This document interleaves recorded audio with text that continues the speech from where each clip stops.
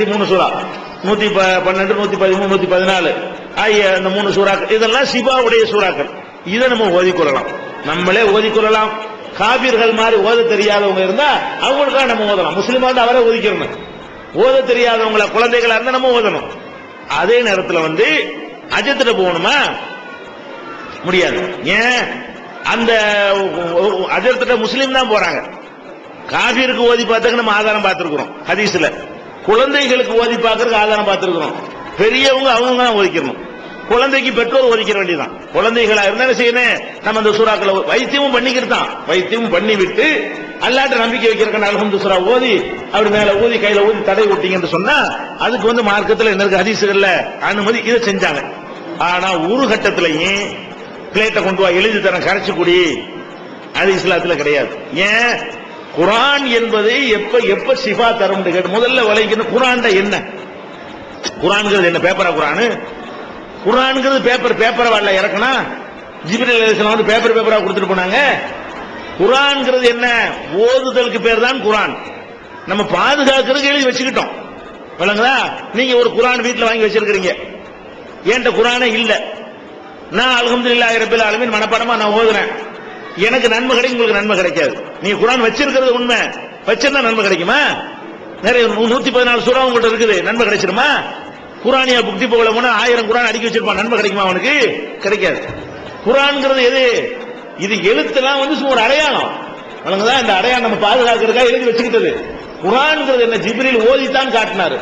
ரசூல் ஸல்லல்லாஹு அலைஹி வஸல்லம் மனப்பாடம் தான் பண்ணிக்கிட்டாங்க. சஹாபாக்களை மனப்பாடம் தான் பண்ண வச்சாங்க. காலாகாலத்துக்கு நிக்கணுமே அப்படிங்கிறதுக்காக வேண்டி பாதுகாக்கிறதுக்கு எழுதி வைத்துக் கொண்டார்கள்.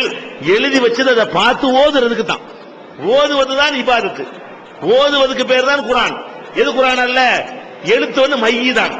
இவங்க என்ன செய்யறாங்க? கூறுகட்டு போய் அல்ஹம்து ஓதுன்னு சொன்னா நாக்குனால சொல்லும் போது அது வணக்கமாவது. அல்லாஹ்வுடைய சொல்லை நம்ம சொன்னோம் அப்படின்னு ஆகுது. ஓசை வேறுபடுது. அதே நேரத்தில் எழுதுனீங்க என்று சொன்னா, அதை கரைச்சிட்டு என்று சொன்னா மையி தானே அதுல இருக்கு. மையி தானங்க இருக்கு.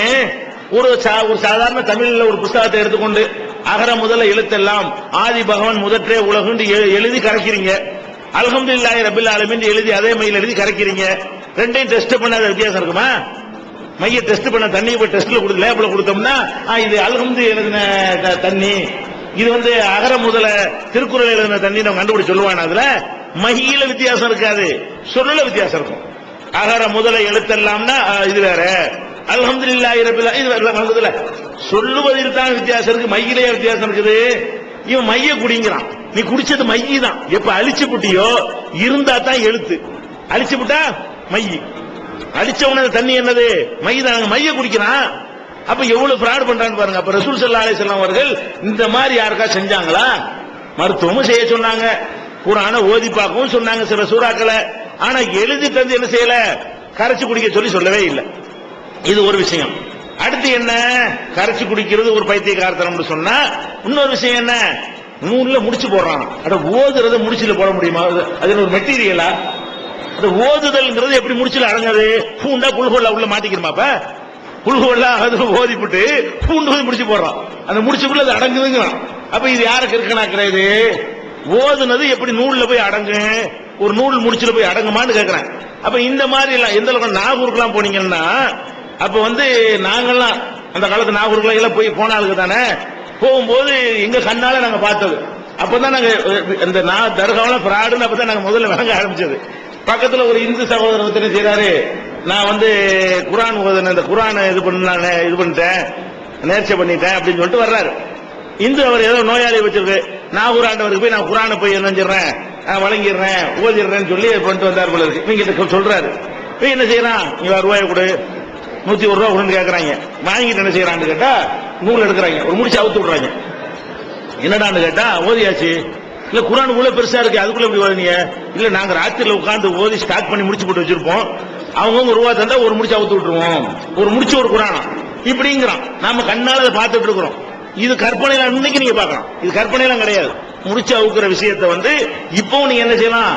தர்காக்கள்ல இந்த மாதிரி மக்களை ஏமாத்துற நீங்க பார்க்கலாம். அப்ப இது எப்படி இது சாத்தியமாகும்? அப்ப ரசூல் ஸல்லல்லாஹு அலைஹி வஸல்லம் இந்த மாதிரி செஞ்சாங்களா? முடிச்சுல ஊதி அவுத்துற அது மாதிரி வேலையை செஞ்சாங்களா? செய்யவே கிடையாது. அப்ப இது ஒரு ஃப்ராடுன்னு வழங்குது. இன்னும் சொல்ல போனால் ரசூல் ஸல்லல்லாஹு அலைஹி வஸல்லம் சொன்னார்கள், மன் தஅல்லக தமீமத்தன் ஃபகத் அஷ்ரக. யார் ஒருத்தன் தாயத்தை தொங்க விட்டுக் கொள்கிறானோ அவன் அல்லாஹ்வுக்கு இணை கற்பித்து விட்டான். தாயத்து கடந்துச்சு வயிற்றுலயோ இடுப்புலையோ கழுத்துலையோ தோல்லையோ கடந்துச்சுன்னு வைங்க, என்னவாச்சு? அவன் அல்லாஹ்வுக்கு ஈக்குவலா ஆக்கிட்டான். என்ன நினைக்கிறான்? அல்லாஹ் அனுப்புற முசீபத்தை இது தடுக்கும்னு நினைக்கிறான். அதன் அர்த்தம் இன்னொரு அல்லாஹ் மாதிரி இது போட்டிருக்கல, அல்லாஹ் என்ன பண்ணி பாப்பான்னு இருந்தது. அதனால அர்த்தம் அப்ப அல்லாஹ் என்ன பண்ணிடுவான்? நாங்க வந்து தாயத்து போட்டிருக்கோம்ல, அடே அல்லாஹ் உனக்கு எதை விட்டானது வந்தே தீரும். உனக்கு எதை செய்ய அனுமதிச்சான் அதை மட்டும் செய். அப்ப அல்லாஹ்வுக்கு போட்டியா வராது. இது அனுமதிக்காத விஷயம். மாத்திரை போடலாமான்னு போடலாம், அது அல்லாஹ் அனுமதிச்சுட்டான். எவன் நோயை கொடுத்திருக்கிறானோ அந்த ரப்புல் ஆலமீன் என்ன செய்யறான்? மாத்திரை போட்டுக்கான்னு அனுமதிச்சிருக்கிறான், ஓதி பார்த்துக்கான்னு அனுமதிச்சிருக்கிறான். இது நமக்கு அனுமதிக்கல. அனுமதிக்காத ஒரு விஷயத்தை நம்ம செஞ்சோம்னு சொன்னா அப்ப என்னவாகுது? அல்லாஹ்வுக்கு போட்டி இணை கற்பித்தல் ஷிர்க்குன்னு சொல்றாங்க. ஷிர்க்குனா நிரந்தர நரகம். தாயத்து போட்டா பர்மனண்டா நரகத்துல கொண்டு தள்ளிடும். அது நீங்க ஞாபகத்துல வச்சுக்கணும். அதுல நூல் முடிச்சு போடுறது, இடுப்புல கழுத்துல யாரா கட்டிருந்தீங்கன்னு சொன்னா அது பயங்கரமான குற்றம் விளங்கிக் கொள்ளணும். இன்னொன்னு கவனிக்கணும், இது வந்து மார்க்க விஷயம், மார்க்கத்தை ஆய்வு பண்ணி சொல்ற விஷயம். அவ்வளவு பெரிய அறிவு இல்லைன்னு வச்சுக்கிடுவோம். நடைமுறையில நீங்க சிந்திச்சு பாருங்க. என்ன செஞ்சு பாருங்க? இந்த அஜர்த் இருக்கிறார்ல, யாரு உங்களுக்கு தாயத்து போட்டு தர்றாரோ அவர் என்ன செய்யறாரு? அவர் சகலகலா வல்லவனாக தன்னை காட்டிக்கிறார். தலைவலியையும் போக்குவேன், காய்ச்சலையும் போக்குவேன், வயிற்றுவலியும் போக்குவேன், புள்ளையும் தருவேன், புருஷன் முன்னாடி எல்லாத்துக்கும் மருந்து இருக்குங்கிறார். இந்த தாயத்து போடுறவர்கிட்ட என்ன இருக்குதான்? எல்லா சப்ஜெக்டும் அவர்கிட்ட நீங்க போகலாம். மாஸ்டர் ஆஃப் ஆல் சப்ஜெக்ட் மாதிரி அவர் என்ன செய்யறாரு? தன்னை நினைத்துக் கொண்டு எல்லாத்துக்கும் வரணுங்கிறார். அப்போ கடையில வியாபாரம் இல்லைன்னு சொன்னீங்கன்னு வைங்கள, இந்த இதுத்தையும் மாட்டுங்கிறாரு. கடையில வியாபாரம் இல்லைன்னு என்ன செய்யறது? அதுக்கு ஒரு பிரேம கொடுப்பாரு. அது போய் மாட்டுனா என்ன செய்யும்? பணக்காரன் ஆகலாம் அப்படிங்கிறாரு. அப்ப அந்த மாதிரி எல்லாம் நிறைய என்ன செய்யறாங்க? அஜர்த்துமார்கள் செய்யறாங்க. நான் கேட்கிறேன், இப்ப நடைமுறையில யோசிச்சு பாருங்க. இந்த அஜர்த்துமார்கள் வந்து உங்களை எல்லாம் பணக்காரன் ஆகுறதுக்காக வேண்டி வழி சொல்றாரு. அது நிஜமா இருந்தால் அவர் ஏன் பணக்காரன் ஆகல? உனக்கு பிரேம் பண்ணி தர்றாருலப்பா, பெரிய பிரேம் அவர் வீட்டுல மாட்டி கோடீஸ்வரன் ஆக வேண்டியதானே? எந்த ஊர்லயாச்சும் அஜர்த்து கோடீஸ்வரன் இருக்கிறாரா? அஜர்த்து வேலை பார்க்காட்டி கோடீஸ்வரன் இருக்கிறார். சில அஜர்த்துமார்கள் அஜர்த்தா இல்லாம வியாபாரியா போய் வேற மாதிரி போனாங்கன்னு வைங்க, கோடீஸ்வரன் அஜர்த்துகள் நான் பார்த்திருக்கிறேன், இருக்கிறாங்க. அவங்க எல்லாம் இந்த அஜர்த்துங்கிற தொழில் பார்க்காதவங்க வேண்டாம் அப்படி ஆயிருக்கிறாங்க. அஜர்த்தா இருக்கிறவர் என்ன பண்ணணும்? இவனுக்கு போட்டு இவனுக்கு கோடீஸ்வரன், நம்ம கோடீஸ்வரன் ஆயிட்டா என்ன, நம்மையா இவன் 1,000 ரூபாய் கையை நீட்டணும் அப்படி நினைத்து கொண்டு என்ன செய்யணும்? அவர் வீட்டுல ஒரு பெரிய பிரேம மாட்டி அவர் கோடீஸ்வரனா போனாரா? கண்ணுக்கு முன்னாடி பாக்குறிய, நம்ம கொடுக்கிறவரா ஒரு வாங்குறவரா இருக்கிறார். யார் வசதியா இருக்குது கண்ணுக்கு முன்னாடி? நீங்க கொடுக்குறீங்க அசத்துக்கு, ஏதாவது கொடுங்க வாங்குற. அப்ப ஏதாவது கொடுங்கன்னு வாங்குற ஒரு தட்ட என்ன சக்தி இருக்குன்னு நினைக்கிறீங்க? அவர்கிட்ட என்ன பவரை நீங்க கண்டுட்டீங்க? ஒன்னையும் காணல. சரி, உங்களுக்கு எல்லாம் வந்து குடும்பத்துல புருஷன் பொண்டாடி சந்தோஷமா இருக்கிறதுக்கு தாயத்து போடுறாருல, அஜர்த்து பொண்டாடி சண்டை வரவே இல்லையா? ஏன் அதுக்கு ஒரு தாயத்தை போட்டு சண்டை இல்லாம வாழ்ந்து காட்டுறது? எத்தனை அஜர்த்து பொண்டாடிக்கும் சண்டை. நீங்க புருஷன் பொண்டாடி சண்டைனா நாங்க தாயத்து போட்டு சேர்த்துருவோங்கிறாரு. அஜர்த்து பொண்டாடி சண்டை வருதா இல்லையா? நம்ம அறிவு சொல்லுது இது ஒண்ணு பிராடு, ஒண்ணு இல்ல. ஏதாவது இருந்து அவன்கிட்ட முதல் இருக்கணும்லங்க. நான் ஒரு கோடீஸ்வரன் சொன்னா ஏன் நான் நல்ல சட்டை போட்டுருக்கணும்ல?